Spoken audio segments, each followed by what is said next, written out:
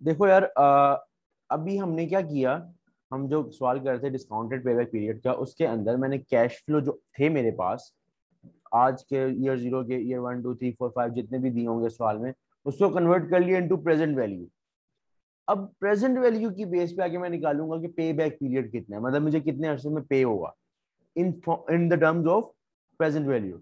यानी कि discounted pay back period की डेफिनेशन क्या हुई, डिस्काउंटेड पे बैक पीरियड की फिर डेफिनेशन क्या हुई, पहले मैं डेफिनेशन लिख दूं यहाँ पे। इसकी डेफिनेशन हुई कि period in which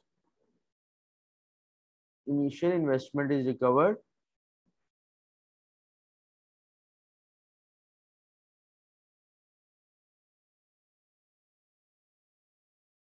in in terms of present value.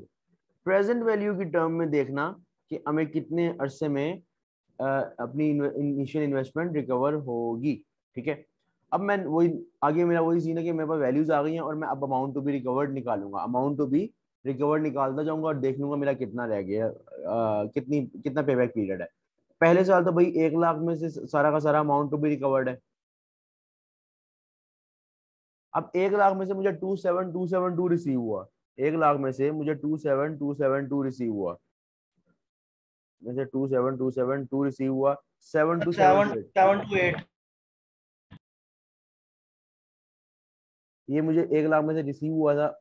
अब अगले साल मुझे 72728 में से 4133322 हो गया रिसीव, क्या आएगा आंसर? 31406।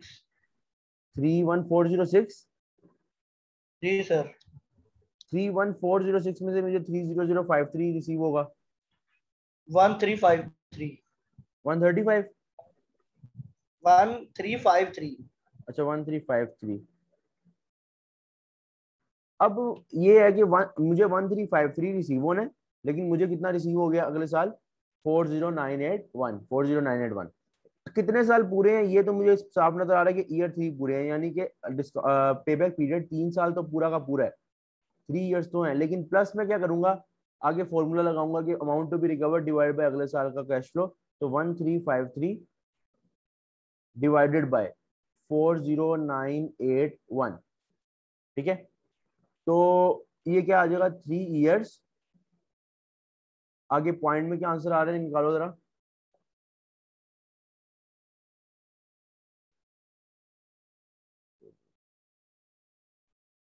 0.033, यानी कि मेरे पास आएगा 3.033 ईयर्स। 3.033 ईयर्स। 3.033 ईयर्स का मतलब ये है कि 3 साल तो पूरे हैं, लेकिन उससे आगे 0.00033। और अगर मैं मंथ्स में निकालूं तो मंथ्स के लिए मैंने क्या करना है यहाँ पे कि 3 इयर्स प्लस 0.033 को मैं मल्टीप्लाई कर दूं 12 के साथ। ठीक है, वैसे तो मेरा ख्याल है ये एक महीना भी पूरा नहीं बनेगा, मतलब कि जीरो सर हाँ, एक महीना भी पूरा नहीं सर है। नहीं बन जीरो रहा। पॉइंट थ्री नाइन हाँ सिक्स 396 0.396, बन रहा है। यानी कि इसका मतलब ये है कि 3 इयर्स और अगले मंथ महीने पे में तो ही पूरे हो। मंथ है ही नहीं, मंथ है ही नहीं, मंथ मंथ की जगह क्या आ रहा है 0.396 मंथ, यानी कुछ दिन बन रहे होंगे 3 साल से ऊपर। ठीक है, लेकिन वो सवाल इस तरह, सर आंसर इस तरह है। जी जी। ऐसा तो अलग आ जाए तो फिर मतलब एमसीक्यूज आ जाए ना। तो हाँ फिर अगर वो कहे कि हमें मंथ में बताएं, तो हम क्या ऐसे तो आ ही नहीं रहा, जैसे कि ये कैटास्ट्रोफिक जो आ रहा है कंडीशन आंसर, आ नहीं रहा। ये तो आ रहा है ना, 0.396 मंथ बस।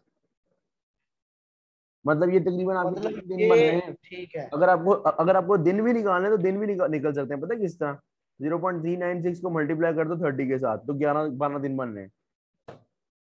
लेकिन वो हाँ आता नहीं, दिन दिन तक नहीं आता, महीने तक ही आता है वो। ये तो मैंने सवाल खुद बनाया था ना, तो इस वजह से इस तरह डिजाइन हो गया, लेकिन आता नहीं है। ठीक है ना, तो जस्ट आपको कॉन्सेप्ट सीखना है कि आगे पे बैक पीरियड आपने 3 साल को 1 महीना लगा लो, चलो ऑलमोस्ट लगा लो 1 महीना, 3 साल 1 महीना आपका पे बैक पीरियड आ गया।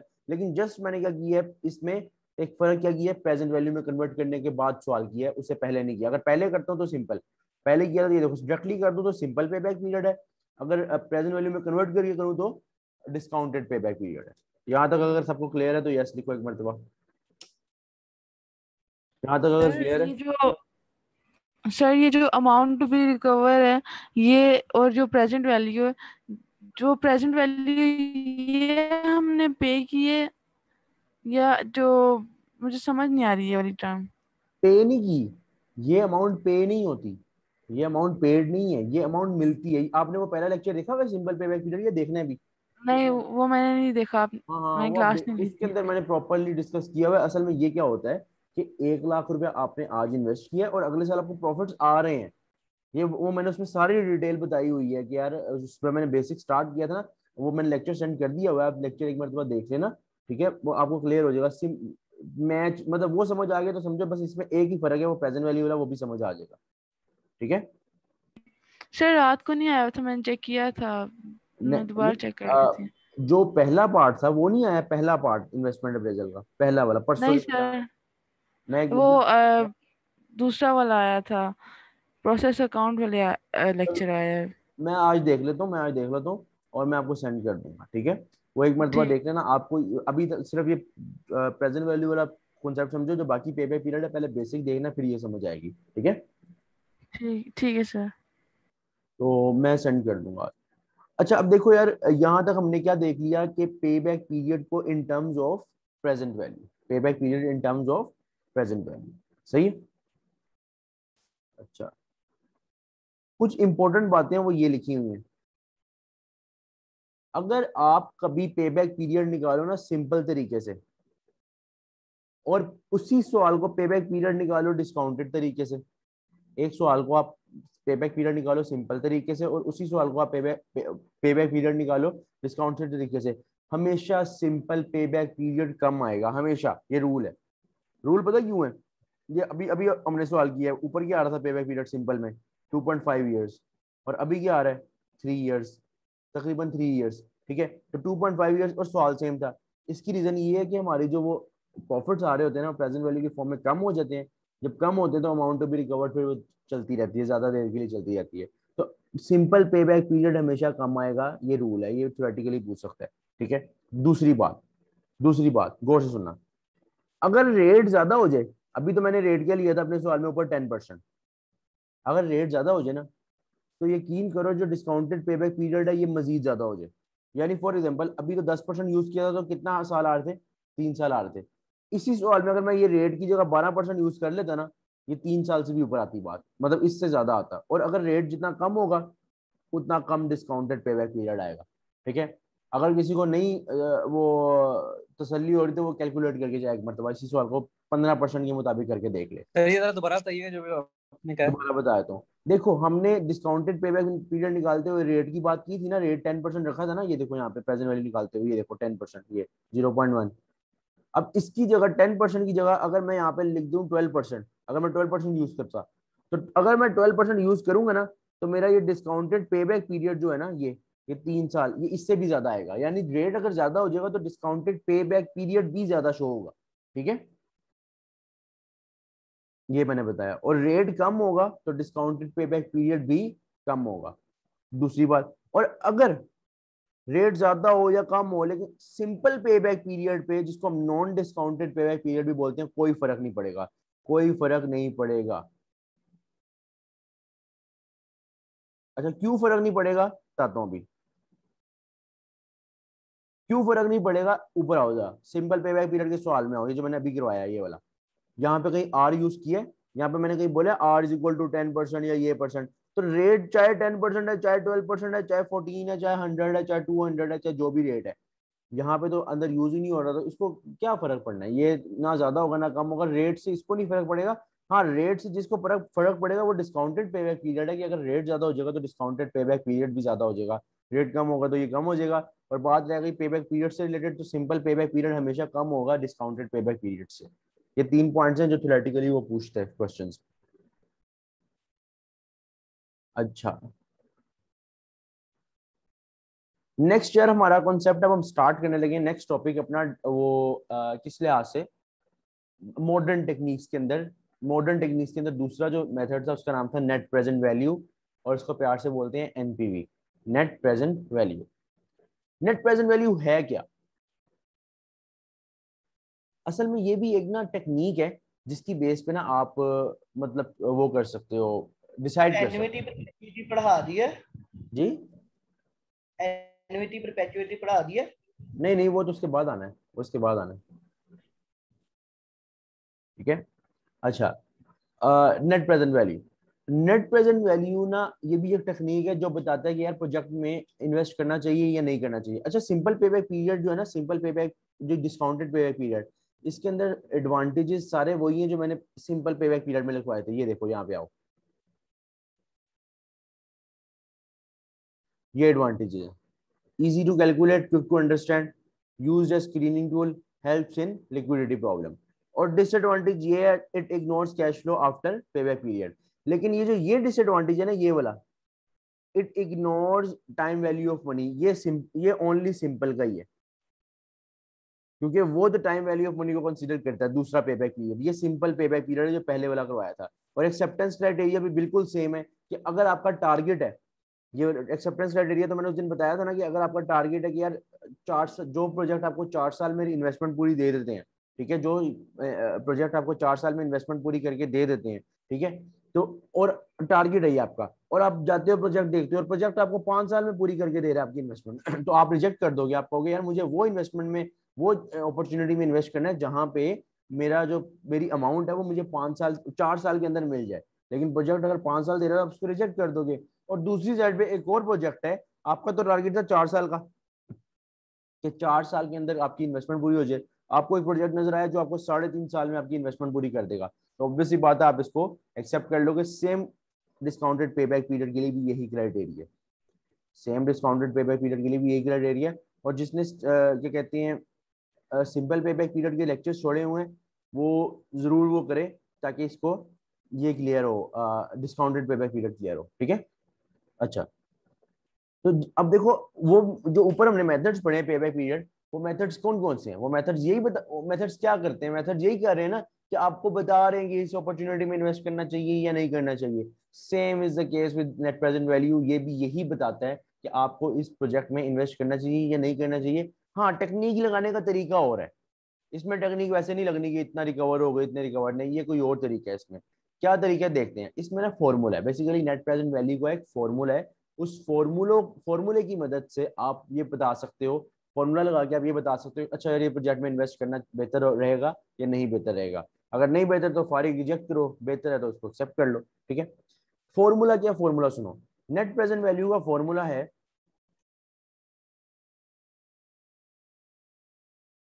Present value of inflow minus present value of outflow.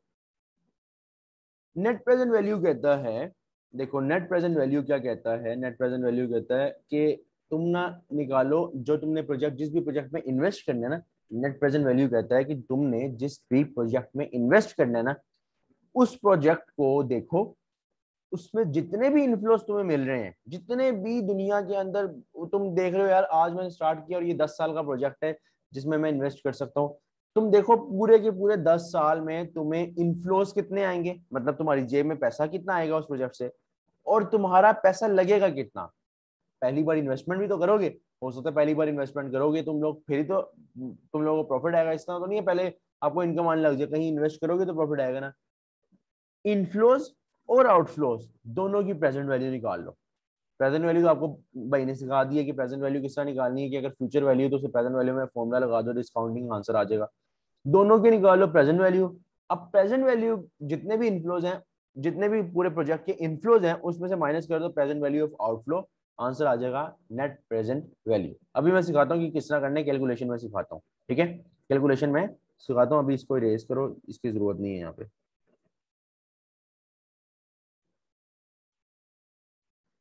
सबसे पहले ना एक्सेप्टेंस क्राइटेरिया देखते हैं। एक्सेप्टेंस क्राइटेरिया का मतलब कि उसको एक्सेप्ट कब करोगे और रिजेक्ट कब करोगे, उसके बाद कैलकुलेशन करता हूँ। अगर आपका एनपीवी का जो ये आंसर है, ये आपने निकाला प्रेजेंट वैल्यू ऑफ इनफ्लो और प्रेजेंट वैल्यू ऑफ आउटफ्लो, ये पॉजिटिव आ जाए, अगर आंसर आंसर आपका ना पॉजिटिव आ जाए, मतलब प्लस में आंसर आ जाए, ठीक है, आप उसे एक्सेप्ट कर लोगे। आप उसे एक्सेप्ट कर लोगे अगर only and only if you got the answer in positive terms. ठीक है। और अगर आपका आंसर नेगेटिव आ गया तो फिर आप उसे रिजेक्ट कर दोगे। ठीक है, आप उसे रिजेक्ट कर दोगे। सही है। अच्छा, अब मैं आपको ना क्वेश्चन करवाने लगा हूँ, आपको मैं करवाने लगा हूँ क्वेश्चन इससे रिलेटेड कि क्वेश्चन किस तरह करना है, हमने क्वेश्चन किस तरह करना है। ठीक है, कैलकुलेटर फिर से पकड़ लो, कैलकुलेटर फिर से पकड़ लो शिदादो।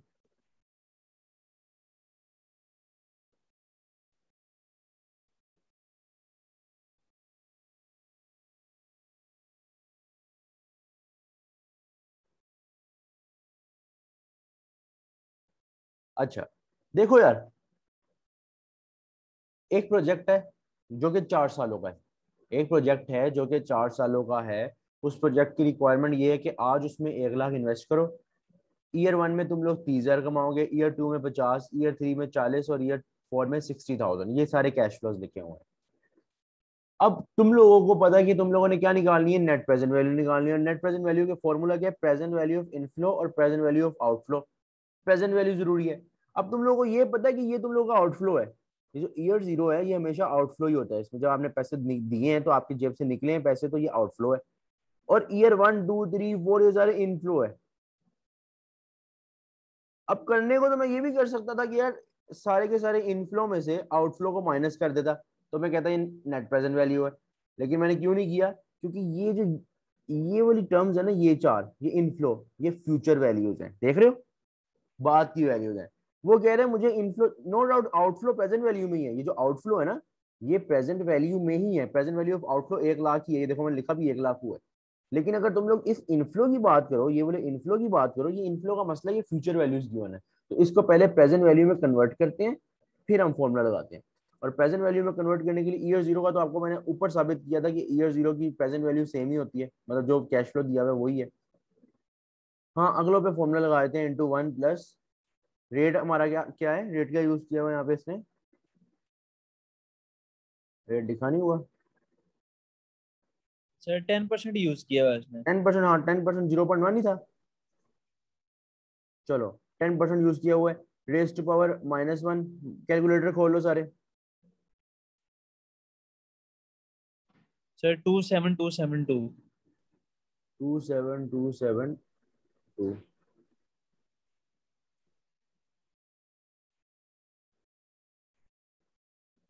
आगे क्या आ रहा है, 50,000 का? सारे पिछले वाले ही हैं जो पहले लिखे थे, क्या बोल रहे हो? सारे लास्ट क्वेश्चन वाले ही हैं। मेरी आवाज नहीं आ रही, अब बोलो। मैंने कहा सारे लास्ट सर कह रहा है कि क्वेश्चन। पिछले वाले हैं सारे, जो हाँ पिछले पिछले हमने वाली है। किए ना, अभी सारे वैल्यूज निकाली अभी वही है। चलो वहीं से पकड़ लेते हैं फिर। टू सेवन टू वही से सेवन सारी वैल्यूज है, same to same. 41322। 413322 three two, 322 उसके बाद फिर 3005340981।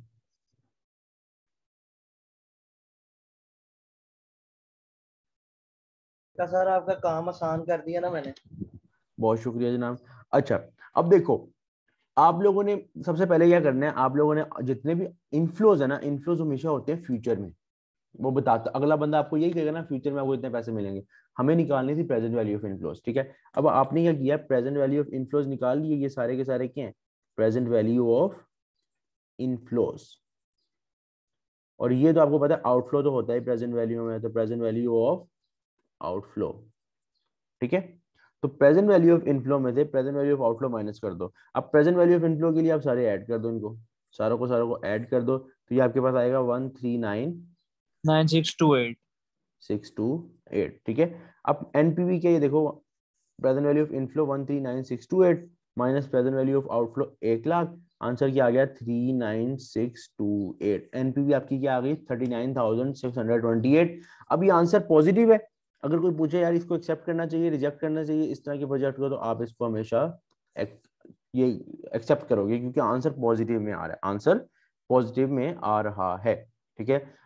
मुझे बताओ ये एनपीवी का जो जिस तरह मैंने फॉर्मूला लगाया और जिस तरह कैलकुलेशन किए, क्लियर हुआ है? क्लियर है तो यस लिखो एक मरतबा।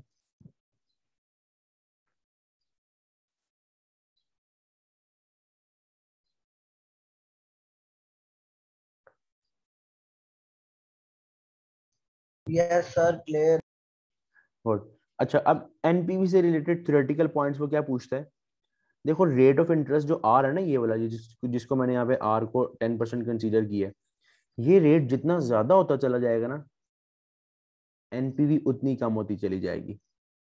रेट जितना ज्यादा एनपीवी उतनी कम। यानी कि अगर मैं 10% की जगह यहाँ यूज करता ना 12%, तो एनपीवी मेरे पास 39,628 से कम आती। ठीक है, रेट ज्यादा होता जाएगा तो एनपीवी कम होती चली जाएगी, और रेट अगर कम होता चला जाएगा तो एनपीवी ज्यादा होती चली जाएगी। ठीक है, अच्छा ये हो गया आपका एनपीवी का कॉन्सेप्ट। एक्सेप्टेंस क्राइटेरिया भी मैंने आपको बता दिया कि अगर फॉर एग्जांपल एनपीवी का आंसर आ जाए पॉजिटिव तो आपने एक्सेप्ट करना है, नेगेटिव आए तो रिजेक्ट करना है। इससे अगला हमारे पास कॉन्सेप्ट है IRR, internal rate of return. Internal rate of return, internal rate of return के अंदर ना बातें जो है ना गौर से सुननी है, गौर से सुननी है, क्योंकि थोड़ा सा इसके अंदर ना चीजें घुमाती हैं। लेकिन अगर गौर से सुन लोगे मेरी एक मरतबा में बात और समझ जाओगे तो बहुत आसान हो जाएगा काम, लेकिन अगर नहीं तो समझोगे यही तो टॉपिक नए बच्चों को तंग करेगा, ये मिक्स हो जाएगा। ठीक है, अच्छा अब क्या सीन है यार internal rate of return. Internal rate of return के बारे में ना, इंटरनल रेट ऑफ रिटर्न के बारे में ये भी एक टेक्निक है, ये भी एक टेक्निक है। इसकी बेस पे भी आप लोग क्या कर सकते हो, प्रोजेक्ट को अप्रेस कर सकते हो, इन्वेस्टमेंट जहां कर रहे हो उसको पॉजिटिव नेगेटिव पॉइंट्स निकाल सकते हो, पॉजिटिव या नेगेटिव पॉइंट्स निकाल सकते हो। इंटरनल रेट ऑफ रिटर्न है क्या? इंटरनल रेट ऑफ रिटर्न है क्या? असल में ना ये परसेंटेज है, ये एक परसेंटेज निकलती है जो बताती है सर। अच्छा आईआरआर के बारे में मैं क्या बता रहा था कि ये एक परसेंटेज निकलती है। आईआरआर के बारे में मैं बता रहा था कि ये एक परसेंटेज निकलती है, और ये परसेंटेज बताती क्या है, ये परसेंटेज बताती क्या है? ये परसेंटेज है जो बताती है रिटर्न जनरेटेड बाय प्रोजेक्ट। ठीक है, अभी मैं इसको ना डिटेल में लेके जाता हूँ, इसको मैंने ना एक डिटेल में लेके जाना है, लेकिन उससे पहले सिर्फ एक परसेंटेज है जो रिटर्न बताती है। ठीक है, क्योंकि देखो इंटरनल रेट ऑफ रिटर्न ऐसा रेट जो रिटर्न बताए। ठीक है, रिटर्न जनरेटेड बाय प्रोजेक्ट बता देगी इतने परसेंट है, लेकिन लेकिन इसकी एक और डेफिनेशन भी है, वो rate at which NPV of the project is zero। ऐसा रेट जहां पे एनपीवी जो है ना प्रोजेक्ट की जीरो हो, ऐसा रेट जहां पे एनपीवी ऑफ द प्रोजेक्ट क्या हो, जीरो। ठीक है, मैं जरा ना इसको एनपीवी से रिलेट कर करके चलाऊंगा ताकि एनपीवी तुम लोगों ने अभी सीखा है, तुम लोगों के ज़हन में ताज़ा ताज़ा एनपीवी है तो उससे ज्यादा अच्छी तुम लोगों को समझ आ जाएगी। जरा एनपीवी के फॉर्मूला में आओ, मुझे तुम लोगों ने सिर्फ एक बात बतानी है, सिर्फ एक बात बताओ तुम लोग मुझे कि मैंने 10% यूज किया था तो एनपीवी कितनी आई थी, 39628। और मैंने यहाँ पे एक और बात लिखी कि रेट में जितना ज्यादा करी जाऊंगा एनपीवी कम होती चली जाएगी। मुझे बताओ अगर मैं रेट को 10% से रेट को 15% पे ले जाऊं तो एनपीवी कम होगी ज्यादा होगी? अगर मैं रेट को 10% से 15% पे ले जाऊं तो एनपीवी कम हो जाएगी या ज्यादा हो जाएगी? कम हो जाएगी। कम सर होगी। जाहिर सी बात है कम होगी। कम तो एनपीवी होगी, ज्यादा जोहेब होगी। कम होगी, जोहेब ने बोला ऊपर जाएगी, लेकिन देखो अगर रेट ज्यादा होता है जोहेब, ये देखो रेट ज्यादा एनपीवी कम हो जाएगी। रेट जितना ज्यादा करी जाओगे एनपीवी उतनी कम से कम होती चली जाएगी। ठीक है, तो रेट ज्यादा तो एनपीवी कम। अच्छा कम हो गए फॉर एग्जाम्पल 15% पे ना, ये अभी अभी 10% पे कितनी है, एक ये क्वेश्चन जो मैंने लिखा है 10% पे ये है 39628। फॉर एग्जाम्पल 12% पे कम हुई, और मैं एग्जाम्पल से लिख रहा हूँ, क्लियर एग्जैक्टली अमाउंट नहीं है, एक एग्जाम्पल से लिख रहा हूँ। 12% पे ये पहुंच गई फॉर एग्जाम्पल 30,000, एक एग्जाम्पल के तौर पे। 14% पे ये पहुंच गई 15,000, एनपीवी की बात कर रहा हूँ, ये रेट है। अच्छा 15% पे ये पहुंच गई फॉर एग्जाम्पल 13,000, 18% पे ये पहुंच गई फॉर एग्जाम्पल 5,000, 10,000। 20% पे ये पहुंच गई फॉर एग्जाम्पल 3,000। जब मैंने 22 पे एनपीवी निकाली ना, जब मैंने 22 की रेट पे एनपीवी निकाली तो एनपीवी जीरो हो गई। देखो जब रेट बढ़ रहा है एनपीवी कम हो रही है, रेट बढ़ रहा है एनपीवी कम हो रही है, एक ऐसा लेवल भी तो आएगा ना जहां पे, ऐसा रेट भी तो आएगा जहां पे एनपीवी बिल्कुल जीरो हो गई होगी। ऐसा रेट भी तो आएगा ना जहाँ पे एनपीवी टोटली जीरो हो जाएगी, बिल्कुल जीरो हो जाएगी एनपीवी। रेट था 10% तो 39,000 पे बात थी, रेट ज्यादा करोगे तो एनपीवी कम होगी, ये रूल है, ये वेरी इंपॉर्टेंट पॉइंट मैंने लिखा हुआ है वीआईपी, ठीक है। तो रेट ज्यादा एनपीवी कम, और रेट ज्यादा और एनपीवी कम, और रेट ज्यादा और एनपीवी कम, एक ऐसा रेट भी आता है जहां पे एनपीवी जीरो हो जाती है। और इस रेट को, जो जिस रेट पे एनपीवी जीरो हो जाए, इस आर को ही हम क्या कहते हैं, ये क्या है, इंटरनल रेट ऑफ रिटर्न। दोबारा सुन लो, दोबारा सुन लो, थोड़ा सा एनपीवी कॉन्सेप्ट इस टाइप जीरो का है, दोबारा सुन लो। आईआरआर। अच्छा, क्या बोल रहे हो सुमित? डेफिनेशन लिखवाए ना। हाँ, डेफिनेशन तो मैंने लिखी हुई है नीचे, मैं करवा देता हूँ, पहले दोबारा सुनो इस पॉइंट को, कि जिस तरह रेट ज्यादा कर रहा हूँ मैं, एनपीवी कम होती चली जा रही है, यहाँ से रेट ज्यादा, यहाँ से एनपीवी कम। एक ऐसा महसूस, एक ऐसा स्पेसिफिक रेट आता है जहाँ पे एनपीवी खुद ब खुद जीरो हो जाती है, उस रेट को ही आईआरआर कहा जाता है। डेफिनेशन मैंने यहाँ नीचे लिखी हुई है, आईआरआर के अंदर क्या लिखा हुआ है कि ये ब्लैक कलर में, रेट, ऐसा rate at which NPV of the project is zero, ऐसा रेट जिसपे NPV of the project zero हो जाए। ये डेफिनेशन जस्ट मुझे बताओ समझ आई है, और ये जो कॉन्सेप्ट मैंने ये ऊपर बताया था ये समझ आया है? अभी ज्यादा डेप्थ में मैंने सब पढ़ाया नहीं है, जैसे बात बताई है, बताओ यहाँ तक क्लियर है, ये पॉइंट क्लियर है ये वाला? अगर क्लियर है तो यस लिखो एक मरतबा। अभी इसे आगे लेके चलता हूँ, आगे मतलब अगली बातें खोलता हूँ आपके सामने, पहले यहाँ तक बताओ कि ये पॉइंट टोटली क्लियर हुआ है?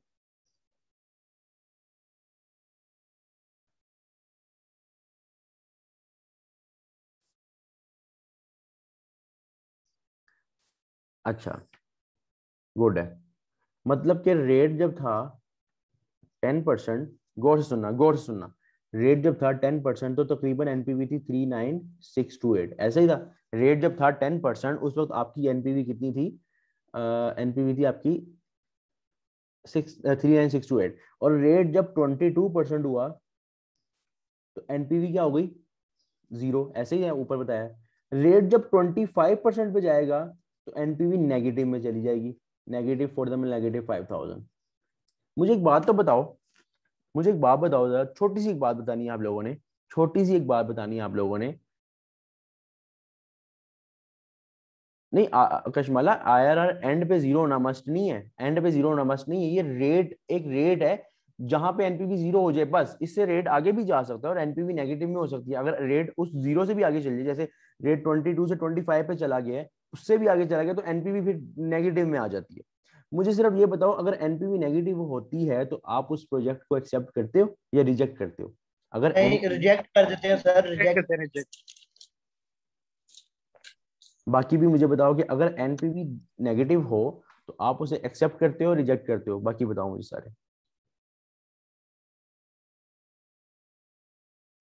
सर जब एनपीवी कम होगी तो फिर रेट ज्यादा हो जाएगा, तो फिर अगर रेट ज्यादा होगा तो फिर शायद हमें रिजेक्ट करेंगे। हाँ, एनपीवी, बस एनपीवी की बेस पे मैंने पूछा कि एनपीवी की बेस पे, एनपीवी अगर नेगेटिव है तो वो तो पक्की बात है ना कि रिजेक्ट करोगे ना, ये तो पक्की बात है ना एनपीवी की बेस पे।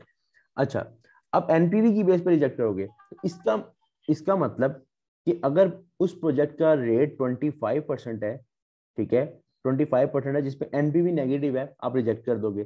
क्या आप चाहोगे कि यार रेट, जिस प्रोजेक्ट में भी आप इन्वेस्ट करो, जिस प्रोजेक्ट में भी आप इन्वेस्ट करो वहां पे एनपीवी नेगेटिव? नहीं चाहोगे। अगर आप वो नहीं चाह रहे, इसका मतलब आप ये नहीं, उसका सेम मिरर इमेज में आप ये नहीं चाह रहे कि ऐसे प्रोजेक्ट में इन्वेस्ट करना चाहिए जिसका रेट जो है वो 22% से कम हो, जिसका रेट 22% से कम हो, क्योंकि रेट अगर 22% से कम होगा ना तो एनपीवी खुद बहुत पॉजिटिव में ही रहेगी। रेट अगर उस प्रोजेक्ट का, जिस भी प्रोजेक्ट में आप इन्वेस्ट करना चाह रहे हो, फॉर एग्जाम्पल एक प्रोजेक्ट है वो आपको 14% रेट दे रहा है, एक प्रोजेक्ट है जो आपको क्या रेट दे रहा है, 14%, तो आप कहोगे ठीक है 22% पे जाके एनपीवी ने जीरो होना है, 22 से नीचे नीचे एनपीवी जो है वो पॉजिटिव ही है, मतलब 14% पे एनपीवी पॉजिटिव ही होगी। हाँ, लेकिन एक प्रोजेक्ट है जिसके रेट है 23%, तो आप कहोगे कि यार 22 पे तो एनपीवी जीरो है और 23 पे खुद ब खुद एनपीवी नेगेटिव पे चली जाएगी। 23 पे एनपीवी जब खुद ब खुद नेगेटिव पे चली जाएगी, 23 पे अगर नेगेटिव में चलेगी ना एनपीवी एक मरतबा, फिर तुम लोग कहोगे यार ये तो मेरे लिए फायदेमंद ही नहीं है, क्योंकि उल्टा मुझे एनपीवी के होते हैं, पैसे आ रहे होते हैं, असल में इनफ्लो आ रहा होता है, उल्टा तुम्हें पैसे देने पड़ जाएंगे, तो मसला हो जाएगा। तो 23 पे तो एनपीवी आ रही है तुम लोगों की नेगेटिव, वो तुम सर लोगों की, जीरो पे भी हम एक्सेप्ट करेंगे? जीरो पे एक्सेप्ट नहीं करते, जीरो से कम पे एक्सेप्ट करते। मैं अभी मैं बताता हूँ एक्सेप्टेंस क्राइटेरिया कैसे करना है एक्सेप्ट, ठीक है। लेकिन मैं सिर्फ ये कह रहा हूँ कि अभी जीरो से कम और ज्यादा वाली बात देखो कि एनपीवी पॉजिटिव कब होगी, जब रेट जो है ना इस 22 से कम होगा, रेट 22 से कम होगा। रेट किससे कम होगा, रेट किससे कम होगा, 22 से। रेट कम होगा 22 से। और मुझे एक बात तो बताओ जरा, 22 क्या है? 22 के लिए मैंने एक वर्ड यूज किया था अभी। 22 क्या है? रेट है जो, इसको क्या बोलते हैं? टॉपिक का नाम क्या पढ़ रहे हैं हम, बताओ? IRR। IRR। IRR। IRR। Usman, मैं आपको ना जो आप पूछ रहे हो मैं बता देता हूँ, मैं बता देता हूँ वो जो पॉइंट आप पूछ रहे हो।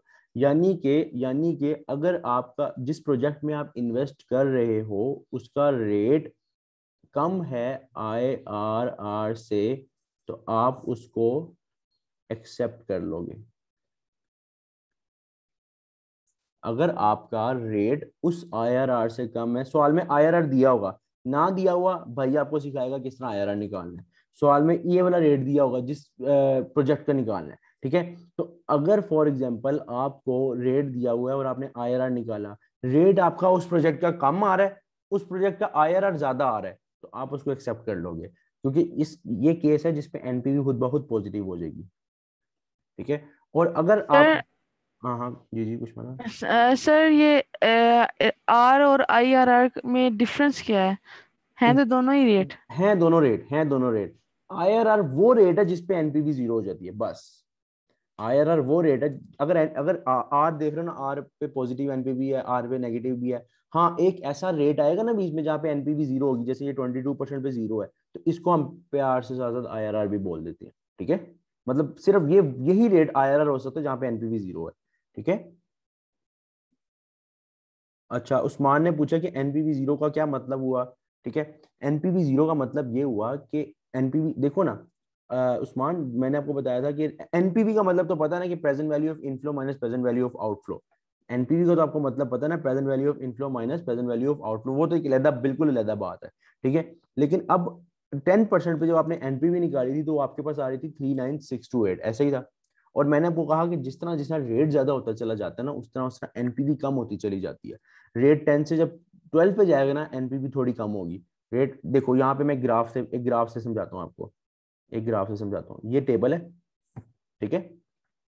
ये जीरो रेट, ये एनपीवी का, ये एनपीवी ऊपर पॉजिटिव है, एनपी यहाँ पे नेगेटिव है, यहाँ पे पॉजिटिव है, ठीक है। अब गौर से सुनना, गौर से सुनना।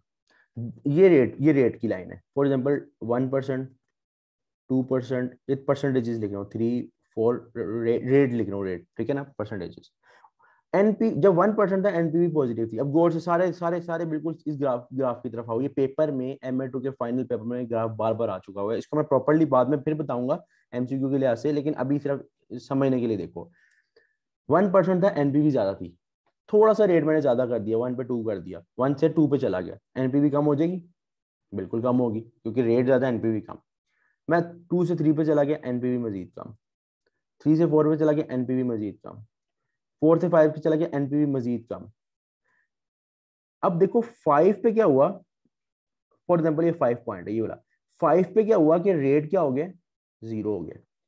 5% पे एन एनपीवी जो है वो जीरो हो गई है। तो 5% वैसे तो रेट ही है सिंपल, 1% भी रेट है, 2% भी रेट है, 3% भी, लेकिन 5% की ये खसूसियत है कि इस पे एनपीवी जीरो हो गई है। अब एनपीवी जहां जीरो हो जाती है, उस रेट को हम बोलते हैं कि ये IRR है, उस रेट को हम बोलते हैं IRR। मुझे बताओ क्लियर हुआ उस्मान और बाकी सबको? यहां तक जितना मैंने बताया क्लियर है?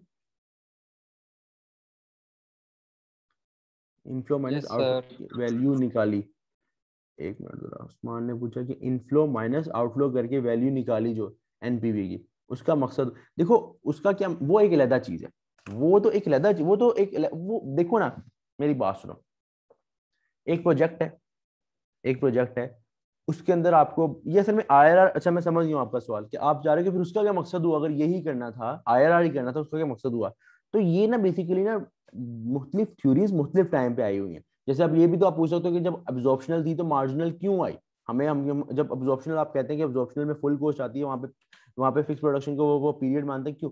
वो किसी ने पहले एक थ्योरी दे दी, किसी ने बाद में दे दी। हाँ, ये आईआरआर को लिंक कर दिया, किसी ने पहले एनपीवी दे दिया होगा, कोई अगला साइंटिस्ट वगैरह, कोई अगला अकाउंटिंग का कोई आया होगा, माहिर आया होगा, उसने कहा होगा यार पर इसकी बजाय इसको एक ले। बात, इसमें साइंटिस्ट नहीं आए अकाउंटिंग में कोई भी, हाँ, साइंटिस्ट नहीं, किसी एक बंदे को भी नोबेल प्राइज नहीं मिला इसमें। वो नोबेल प्राइज तो नहीं मिला, लेकिन बड़े बड़े फादर ऑफ अकाउंटिंग भी हैं, वो बड़े मशहूर मशहूर नाम में मेरे जेहन में नहीं है इस वक्त। वो एक है, एक फादर ऑफ अकाउंटिंग, उसने बड़ा मजे का कॉन्सेप्ट दिया था। तो लोगों ने कोई ना कोई थ्योरी दी, आईएएस बोर्ड आया, आईएएस बोले तो एनपीवी कभी आई होगी, इन्होंने कहा होगा पहले इस बेस पे देख लो, फिर उन्होंने कहा नहीं यार रेट के मुताबिक देखो एनपीवी के साथ रिलेट करके, इस लिहाज से इसलिए दोनों पढ़ने हैं। उसका भी मकसद है, लोग एनपीवी और ज्यादा रिलायबल एनपीवी है, लोग एनपीवी ही को ही देखते हैं। उसकी रीजन भी बताऊंगा कि क्यों रिलायबल है। अभी ये पहले आईआरआर पूरा कर लो, फिर रीजन बताऊंगा कि एनपीवी ज्यादा फायदेमंद क्यों है। ठीक है, मुझे सिर्फ ये बताओ, ये जो यहाँ तक का कॉन्सेप्ट है यहाँ तक का क्लियर हुआ? उस्मान अब बताओ, क्लियर है यहाँ तक? वो मैं बताता हूँ कि ज्यादा फायदेमंद क्यों है, लेकिन ये बताओ ये क्लियर है? सर लूका पैकियोली था बंदा, फ्रेंच, अच्छा, वो था इसका फादर। अच्छा क्यों करते हैं, हाँ क्यों करते हैं कि एनपीवी का जो फॉर्मूला है, present value of inflow minus outflow, क्यों करते हैं ये मैं बताता हूँ, आप लोग रीज्वाइन करो, रीज्वाइन करो, फिर मैं आपको बताता हूँ।